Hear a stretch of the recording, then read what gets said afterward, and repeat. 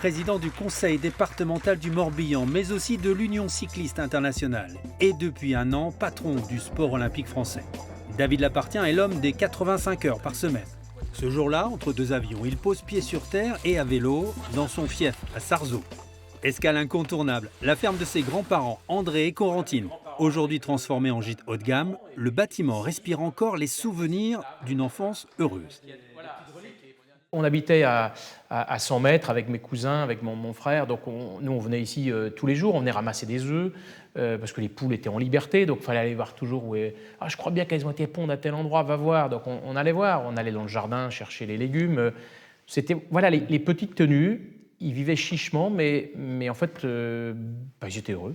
Par exemple, la porte de la ferme ici était toujours ouverte. Il y avait toujours un gâteau de fête, toujours un café de coulée. Il y avait toujours une bouteille de vin ou une bouteille de cidre prête. Et puis, si on passait 1 heure ou 2 heures. Il n'y avait pas cette même notion d'immédiateté comme aujourd'hui. Et comme relique de ce monde rural révolu, ce vieil outil gardé précieusement. Un queutchal, comme on dit ici, un couteau. Le couteau de mon arrière-grand-mère, qui ensuite était toujours chez ma grand-mère. J'ai connu mon arrière-grand-mère, j'ai bien sûr connu ma grand-mère, et c'était des goûters gargantuesques comme toutes les grand-mères. Et j'utilisais que et toujours ce couteau-là. Et quand on venait, elle savait, sors donc le couteau vert. Et ma grand-mère disait, le jour où je partirai, dans l'héritage, le couteau vert est pour David. Ce n'est pas la plus belle pièce qui puisse exister d'argenterie, mais il a une valeur sentimentale. Et donc, et puis c'était ces couteaux, vous savez, on coupait le pain un peu comme ça, on le voit bien, hein, il est usé, il a servi, il a été aiguisé je ne sais pas combien de reprises. Donc il a une vie, quoi. Je vous entends utiliser souvent des expressions bretonnes. C'est une langue que vous maîtrisez ? Alors j'ai appris le breton, ou tamuch comme on dit ici, un peu dans le Vantais.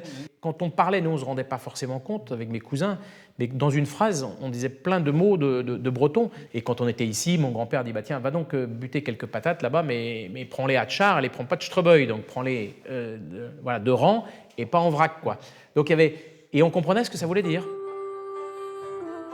David Lapartien, ou l'histoire d'une ascension fulgurante. En 2 décennies, il a gravi toutes les marches de la politique et des instances internationales. L'expert géomètre morbihanais côtoie désormais les chefs d'État, mais une rencontre, il y a 4 ans, l'a profondément marqué. C'était un moment extraordinaire de rencontrer le pape.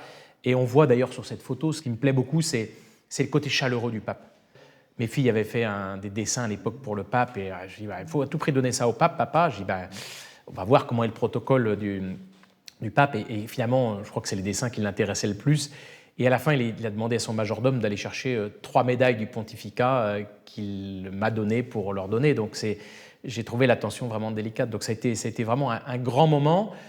Et puis on est ici dans cette maison. On est issus de familles quand même gaullistes et catholiques. J'imagine quelle aurait été l'émotion de mes grands-parents en voyant cette photo.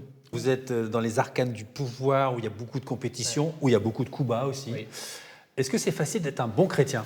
Quand vous vous engagez dans la vie publique, qu'elle soit sportive, qu'elle soit politique, si vous n'aimez pas les gens, c'est quand même compliqué. Et c'est là, moi je pense, mon fond chrétien, c'est que j'aime profondément les gens, j'aime servir les gens en fait, et notamment celles et ceux qui sont le plus en difficulté, qui ont le moins de moyens, ou mettre ses relations au pouvoir de ceux qui n'en ont pas. Et vous pardonnez ?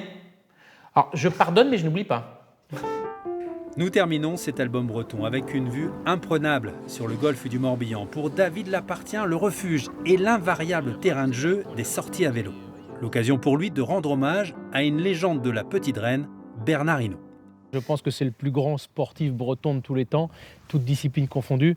Et forcément, moi en tant que cycliste, et puis c'est l'idole aussi de ma jeunesse.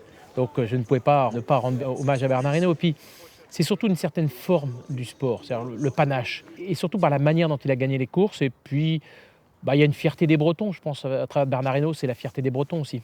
Vous avez imaginé un jour être coureur professionnel ? Alors non, parce que moi je pédalais assez carré, donc je n'avais aucune chance. C'est-à-dire pédaler assez carré, j'étais pas très bon au vélo, on va dire. Mais j'ai toujours la passion, je roule toujours. J'ai fait encore 4700 km l'année dernière. J'ai fait le championnat du monde de cyclo-sportif, donc de longue distance.